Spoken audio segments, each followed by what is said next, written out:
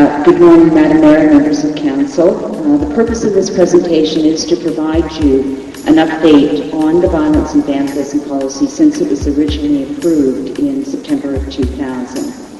And first I would like to introduce, recognize and thank the members of the Violence and Vandalism Task Team, some of who are present with us today, and I would ask that when I mention their names they do stand up to be recognized.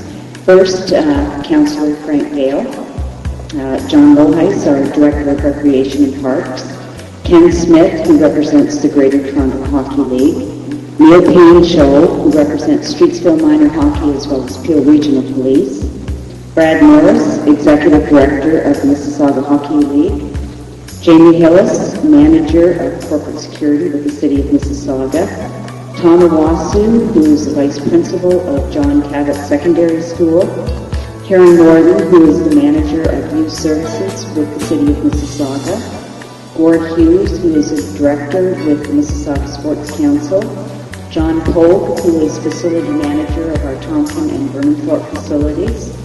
And as well, I would like to acknowledge two new members to the Violence and Vandalism Task Team, Ann Dundon, who is President of the Arundel Lions Little League, and Paul Jackson, who is the Business Manager of the North Mississauga Soccer Club, which is the largest soccer club within the City of Mississauga. I want to thank all of the present and past representatives for their expertise, support, and commitment to the Violence and Vandalism Task Team.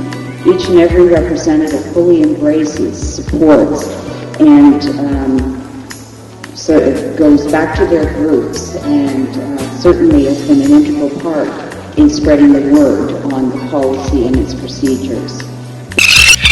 Certainly has been an integral part in spreading the word on the policy and its procedures. Has been an integral part in spreading the word on the policy and its procedures. In spreading the word on the policy and its procedures. In spreading the word on the policy and its procedures.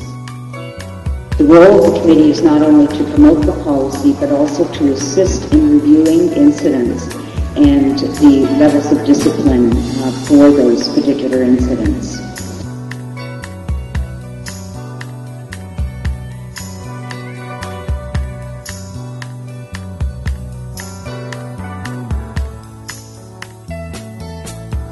Codes of conduct were developed that clearly outline the expectations of behavior, accountability for one's actions, and the role of the parents, coaches, league organizers, spectators, officials, and players and participants in fostering this positive environment. Signage is posted and is invisible in all of our community centers, arenas, and our major parks as well.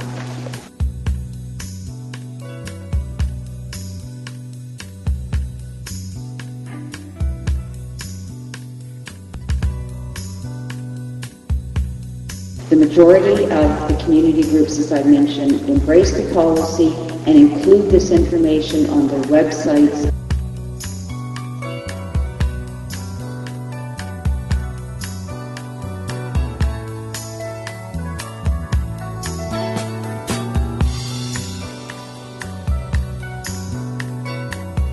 Oh, it is Sunday, December 16th, 2007, and we're inside here with the snow going, and it's been, let me see, the 13th, so exactly 1 year and 3 days after the Violence, Vandalism and Bullying Policy was passed by Mississauga Council, and also that deputation. So let's go now to mississauga.ca, and we're going up here to the search engine. Let's go right there, and we're going to type in the word violence. Now, around February 2007, there was only one hit for the word violence, and it had to do with the youth violence and youth violence thing. So let's see how many hits we get now.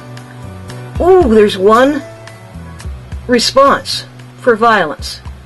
So in other words, you don't see the violence and vandalism policy on this site.